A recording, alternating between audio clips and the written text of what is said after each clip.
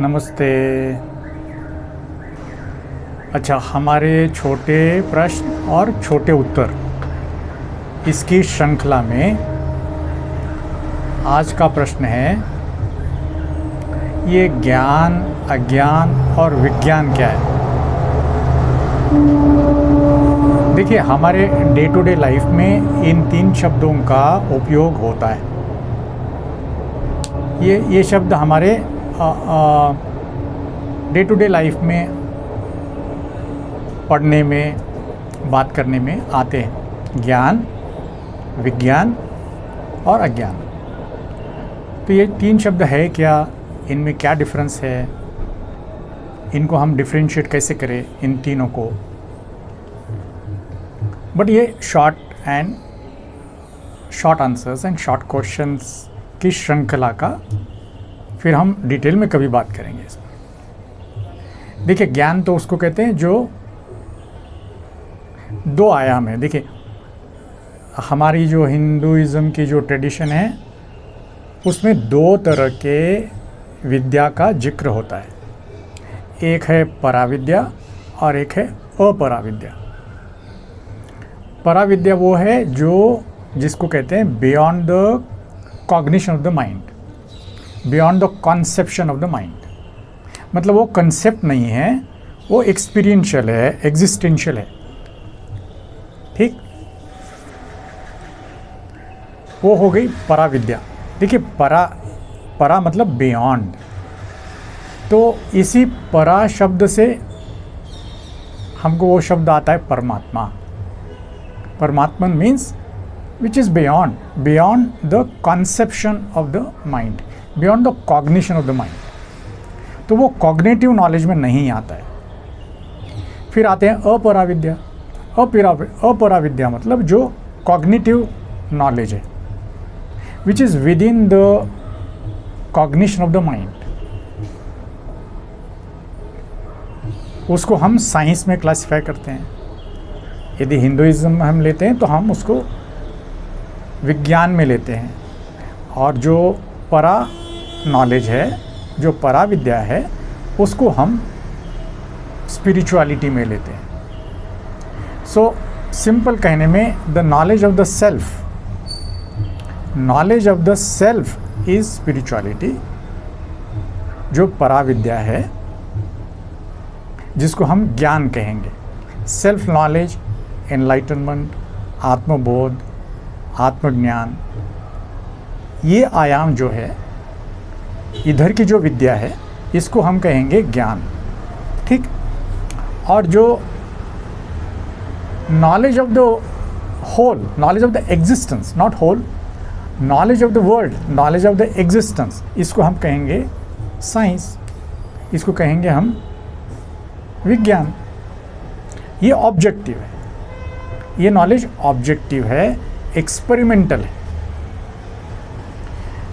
विस spiritual knowledge experiential है, existential है, लेकिन एक्सपेरिमेंटल नहीं है, और वो ऑब्जेक्टिव नहीं है। वो सब्जेक्टिव तो है, सब्जेक्टिव आयाम से गुजरता है। आप ये नहीं कहेंगे कि वो सब्जेक्टिव है।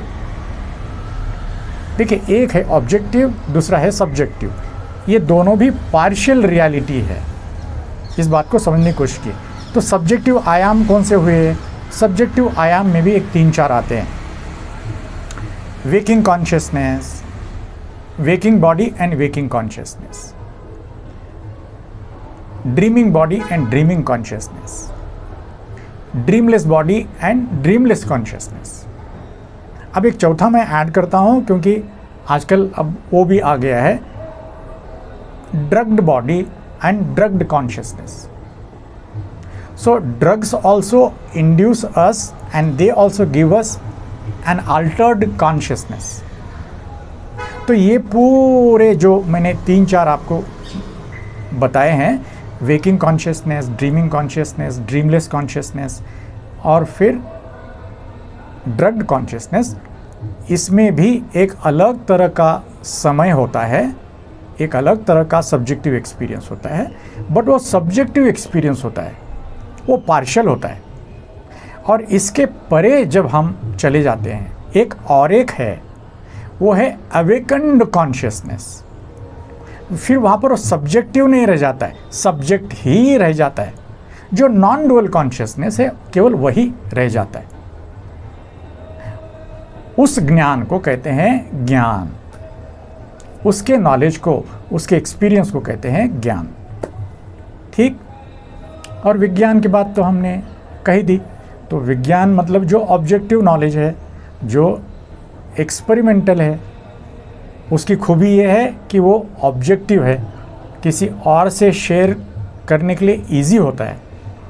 लेकिन उसकी भी क्या समस्या है, जैसे जैसे हम साइंस में डीपर जाते हैं, जैसे हम क्लासिकल फिज़िक्स से क्वांटम फिज़िक्स तक आते हैं, तो वहाँ पर भी आते आते जब कुछ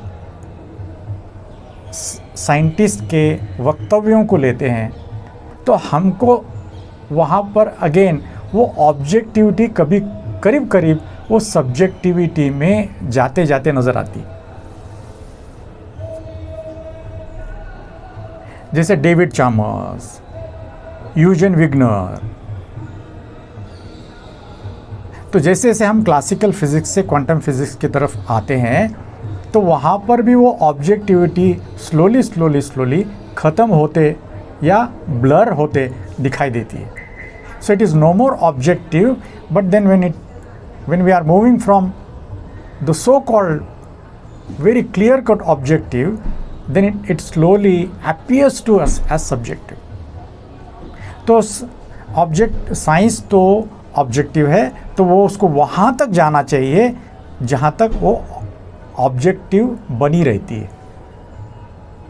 जैसे हम बड़े बड़े ऑब्जेक्ट से फिर स्लोली जब क्वांटम वर्ल्ड की तरफ आते हैं, फिर हम particles, electrons, protons, neutrons, quarks, फिर अब स्लोली जब स्ट्रिंग थ्योरी में हम स्ट्रिंग्स और सब स्ट्रिंग्स की जब बात कर रहे हैं, तो जहाँ तक हम ऑब्जेक्टिवली जा सकते हैं, जहाँ तक हम मैथमेटिकली जा सकते हैं, तो वो होगा objective reality and objective knowledge. तो उसको हम कहेंगे विज्ञान। और अज्ञान हम उसको कहेंगे जो दोनों के तरफ भी नहीं है, जिसको दोनों का भी कोई ज्ञान नहीं है, जो अहंकार में जी रहा है, जो मूढ़ी है, उसको हम कहेंगे अज्ञान। तो ये हुआ छोटा सा इसके प्रति दर्शन, ज्ञान, विज्ञान और अज्ञान। अज्ञान मतलब दोनों का ज्ञान नहीं होना, मूढ़ी होना, अहंकारी होना, ना ये जानना ना वो जानना, नहीं जानते हुए भी कहना कि या बताना या दर्शित करना, नहीं जानते हुए भी कि मैं जानता हूँ। तो ये तो हुआ अज्ञान।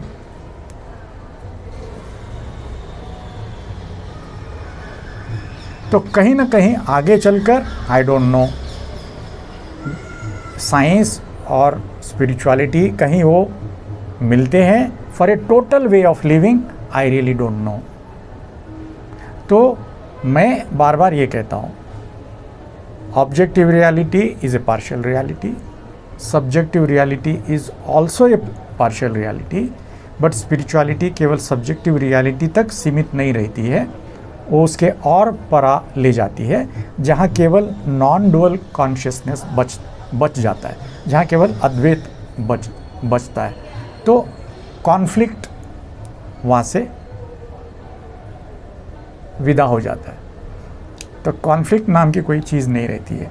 All conflict is because of the duality, all conflict is because of the cause and action, okay, action and reaction। फिर वहाँ पर जब दो ही नहीं रहेंगे, केवल एक ही तत्व रहेगा, केवल नॉन डुअल कॉन्शियसनेस बचेगा, केवल अद्वैत बचेगा, तो उस अद्वैत के एक्सपीरियंस को कहते हैं एनलाइटनमेंट और उसको कहते हैं ज्ञान। तो ये रहा छोटे से उत्तर में, छोटे से प्रश्न में छोटा सा प्रश्न और छोटा सा उत्तर। फिर हम डिटेल में बात करेंगे इसके ऊपर। ज्ञान अज्ञान और विज्ञान। नमस्कार।